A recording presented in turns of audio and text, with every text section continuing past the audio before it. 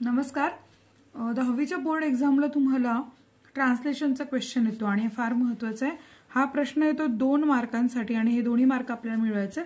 तिथे प्रोवर्ब आहे, म्हण आहे, जनसेवा हीच खरी ईश्वर सेवा. तर ऍक्च्युअली ट्रान्सलेशनमध्ये जनसेवाचा ऍक्च्युअल ट्रान्सलेशन नाही होत, तर कारण म्हणी कशा असतात, इंग्लिशमधली आपल्याला म्हण म्हणायची आहे. तर आपण कसं लिहिणार याचं ट्रान्सलेशन, सोशल सर्व्हिस, ज्याला आपण मराठीत जनसेवा म्हणतो.